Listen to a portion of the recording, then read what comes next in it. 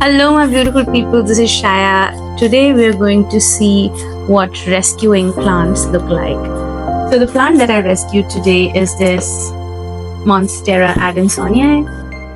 Now, this is the kind of plant that people don't want to buy because it's dead leaves. Some leaves have rotten away. There is some spider web in there. And the reason why these guys end up in the clearance section is because of this. Now, if you can see, this is supposed to be a new growth, right? But it has completely rotted away. When the new growth starts to rot away, that's when these plants are ready to be thrown out.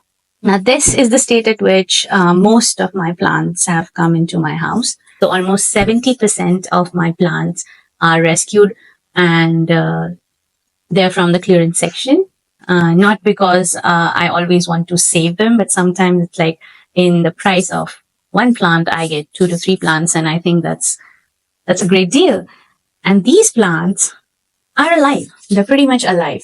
You just have to try and save them. Now, as far as rescued plants are concerned, it's not a guaranteed thing that they're going to survive in your care. But there is a huge chance of them surviving because they just need a little bit of care and they're good to go. So we are going to try and save this baby. Now let's see what's going with the roots. Very healthy root system. Look at that. Look at that. If roots are good, the plant is not going to die on you. That's a guarantee. There is some mush. There is some signs of rotting. That's the reason why these leaves have turned yellow. I'm just going to remove them. Get rid of all the yellowing leaves.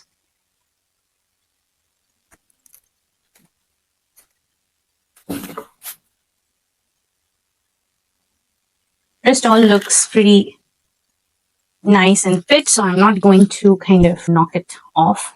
Now this is an aeroid. Monstera Adansonii love to climb on a moss bowl, so I'm going to put it directly onto a moss bowl. Now for this part, the rotten part, I'm just simply going to cut the rotten part off of it. So the shoot will still keep growing, and then the new petiole will emerge from the base of this. So I'm going to take a pot that is somewhat similar to the size. I'm not upsizing the pot because it's already going through some rot situation in there. So I'm going to upsize the pot. It is a little bit deeper, but the same radius. Tall pots are great for moss bowls. And this is the moss bowl. I usually keep moss bowls ready.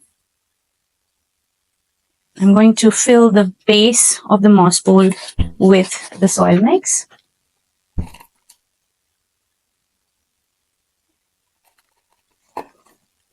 Use a very, very chunky soil mix for aeroids. I like to make my own potting mix. If you would like to know the soil recipe, what I use, please let me know in the comments, and I will share a video about that. Once the base of the moss bowl is filled with potting mix, I'm going to invert the pot like this and drag it towards the edge of the pot so that I can put the plant in the front. I'm going to put the whole root ball in there. If you have some aerial roots, just insert them into the moss bowl so that they're ready to climb the pole. And I'm just going to secure it with a garden tape.